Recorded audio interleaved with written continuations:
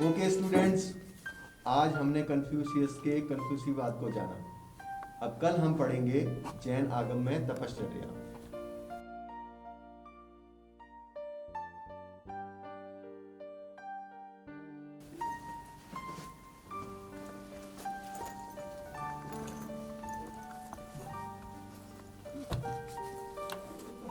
अरे विवेक, उठ जा, पीरियड खत्म हो गया।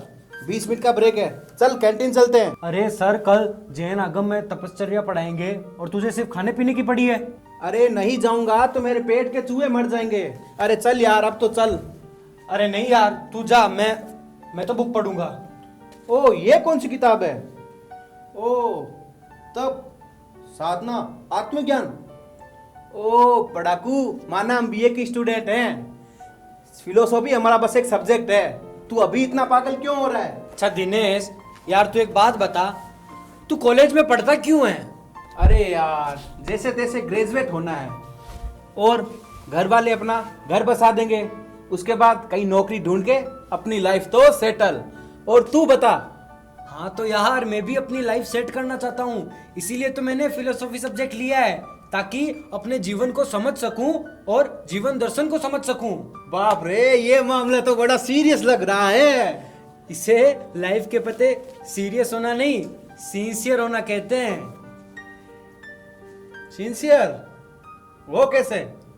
ओके हमारे सिंसियर स्कॉलर महोदय, तो आप अपने इस नादान को कौन सा ज्ञान देना चाहेंगे? 6 बाह्य तप का ज्ञान। ओए, तू मुझे सीरियसली पढ़ाने वाला है क्या? अरे पढ़ाऊंगा नहीं, मैं बस डिस्कस करूंगा जो मैंने कल इस किताब में पढ़ा था। पर तेरे इस ज्ञान भरे लेक्चर।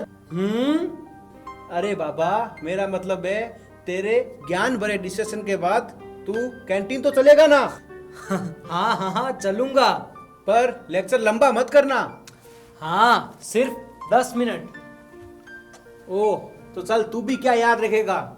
ये ले, चल मैं तैयार हूं सुनने के लिए।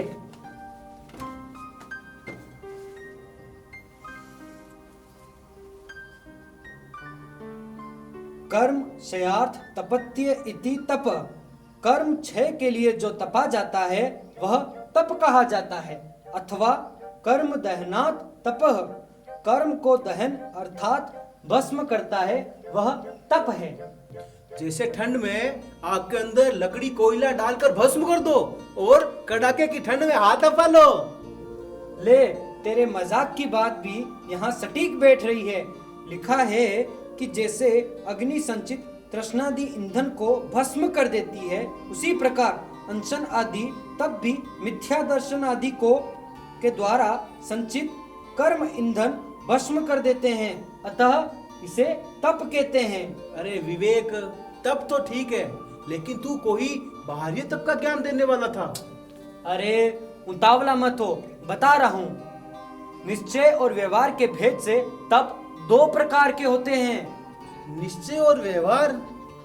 अरे तू बस इतना समझ ले कि एक वे तप जो हम अपने कार्यकलापों से हमारे बाहरी जगत की दुनिया में करते हैं, उन्हें हम बाह्य तप कहते हैं, और दूसरे वे तप जो हम हमारे निश्चय और दृढ़ता से अपने मन के भीतर जो करते हैं, उसे हम आंतरिक तप कहते हैं। चल, तू पहले बाह्य तप तो बता मुझे। बाह्य तप 6 प्रकार के होते हैं। अनशन, अवमोदर्य, वृत्ति परिसंख्यान, रस परित्याग, विविक्त शयासन और काय क्लेश। अरे भाई, सब ऊपर से जा रहा है। अरे धीरे धीरे सब समझ में आएगा, थोड़ी कोशिश तो कर। जो आज्ञा गुरुजी। पहला बाह्य तप है अनशन। असनम पानम खाइमम साइमम। असनम यानी अन्न, पानम यानी पानी या तरल आहार, खाइमम यानी फल और साइमम यानी सौंफ सुपारी आदि। ऐसे 4 प्रकार के आहार का त्याग करना अनशन है। अनशन, ये कैसा शब्द है? असन यानी भोजन ग्रहण करना और असन का त्याग करना यानी अनशन। अरे मुझे भी बता, कैसे होता है अनशन? थोड़ा पेट अंदर चला जाएगा तो मैं भी थोड़ा स्मार्ट लगने लगूंगा। अरे मेरे गोलू पोलू, ये अनशन पेट कम करने या चर्बी घटाने से के लिए नहीं होता है, ये तो अपने कर्मों के क्षय के उद्देश्य के लिए किया जाता है। अरे खाना पीना छोड़ने से कौन सा कर्मों का नाश हो जाएगा यार। अरे यार विवेक, तू भी ना। समझाता हूँ, अनशन तप का दूसरा नाम है उपवास। उपवास का मतलब? उप प्लस वस यानी उप मतलब हटकर और वस यानी स्थित होना। सिर्फ खाना छोड़ना उपवास नहीं है, बल्कि पांचों इंद्रियों को अपने विषयों से हटाकर आत्म स्वरूप में निवास करना उपवास है। हम अपनी जीभ पर, अपने स्वाद पर, अपने भूख पर अगर कंट्रोल कर लेंगे तो हो गई ना हमारी इंद्रियां वश में। ओ यार, ये तो मैंने कभी सोचा ही नहीं। ये तो बड़ा साइंटिफिक है।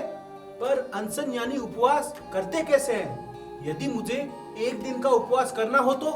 पहले दिन एकासन यानी एक टाइम खाना खाना, और दूसरे दिन उपवास में सिर्फ पानी पर रहना, और तीसरे दिन पारना में भी एक टाइम खाना। अरे वाह, इसका तो प्रोसेस भी साइंटिफिक है। पर ध्यान रखना, केवल आहार का त्याग करना ही उपवास नहीं है, किंतु आहार के साथ राग द्वेष का त्याग करना भी अति आवश्यक है, जिसमें भोजन के साथ कसाय पंचेंद्रिय विषय का त्याग नहीं है। बस उपवास नहीं, अपितु लंघन मात्र है बेटा। समझ गया गुरुदेव। अब अगले बाहरी तप पर भी आ जाइए, या फिर बच्चे को भूखा ही रखोगे?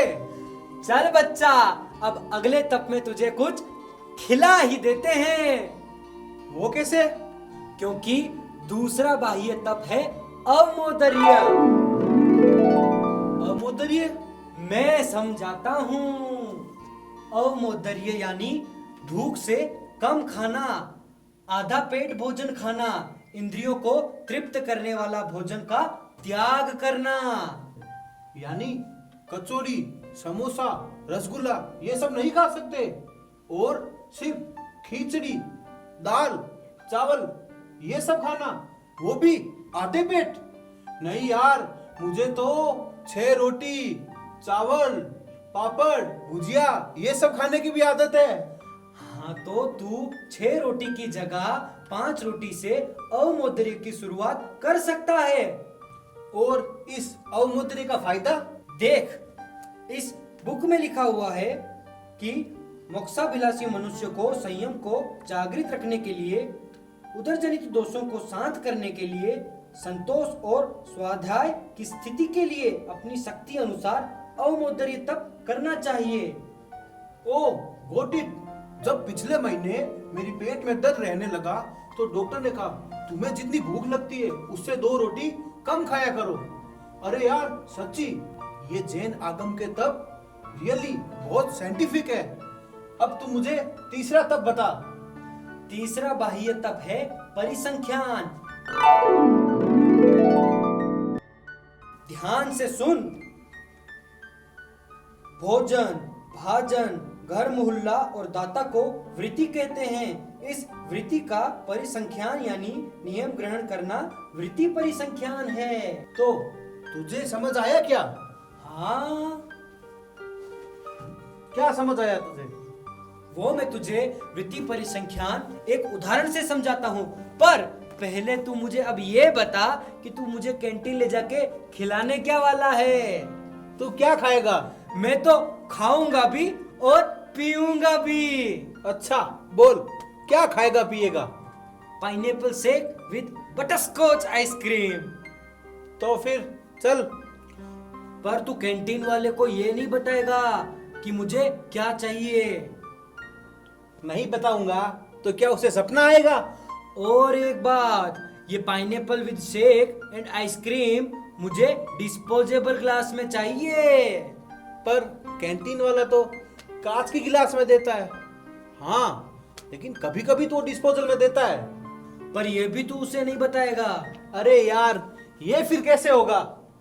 अरे यही तो है वृत्ति परिसंख्यान और इसे अभिग्रह भी कहते हैं, यानी कि बिना किसी दूसरे को बताए मन में संकल्प ले लेना कि ऐसा भोजन मिलेगा तभी मैं खाऊंगा और ऐसी कंडीशन में मिलेगा तभी मैं लूंगा।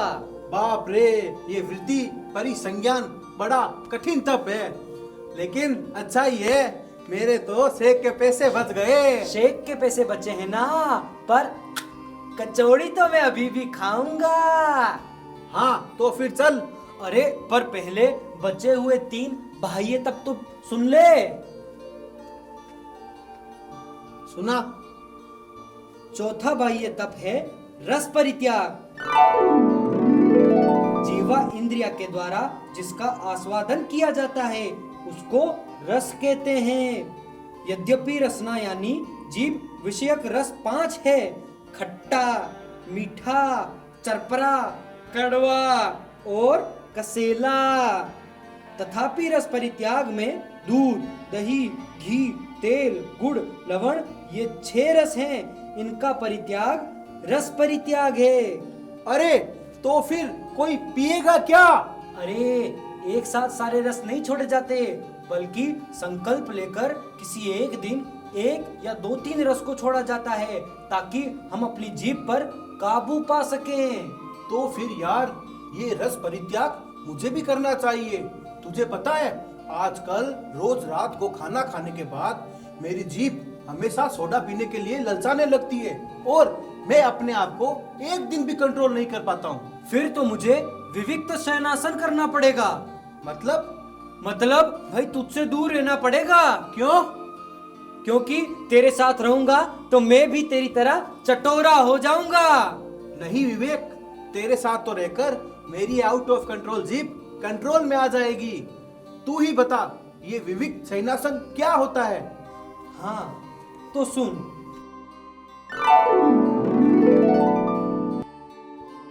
स्वाध्याय की वृद्धि, मन की एकाग्रता और ब्रह्मचर्य व्रत का पालन करने के लिए एकांत स्थान में बैठना, उठना और सोना।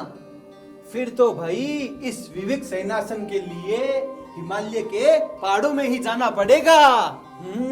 बढ़िया है, चला जा।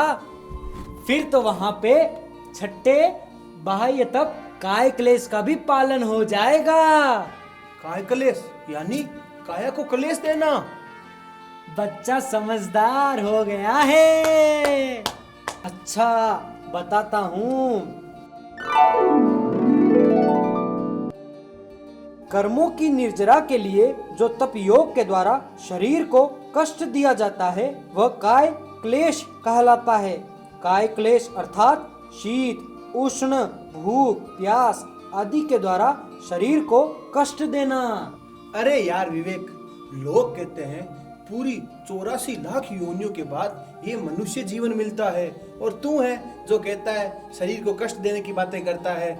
यदि मनुष्य जीवन मिला ही है तो पूरी मौज मस्ती आनंद लेना विवेक। अरे मेरे दोस्त दिनेश, अगर मनुष्य जीवन मिला है तो हमें आत्मा और परमात्मा को समझना चाहिए और इसके लिए 6 बाह्य तप करने चाहिए ताकि हमारे कर्मों की निर्जरा हो सके। विवेक, बात तो तू सही बोल रहा है। ज्यादा तो मैं कुछ नहीं कर सकता, लेकिन आज से मैं भूख से थोड़ा कम ही खाऊंगा। हैं? मतलब तू अवमोदरी का पालन करेगा? हाँ, आज से मैं सोडा भी नहीं पीऊंगा। मतलब तू रस परित्याग भी करेगा?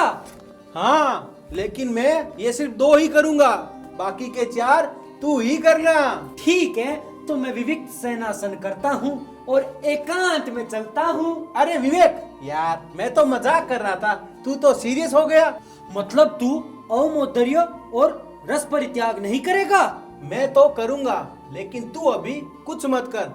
चल अपना वादा निभा, कैंटीन चल। हाँ, मैं भी अपना वृत्ति परिसंख्यान करके देख लेता हूँ। नहीं तो कचौड़ी तो है ही। चला। अरे भाइयों, आपने ये 6 बाहरी तप तो जान लिए, लेकिन अब इनमें से आप भी तो कुछ कीजिए।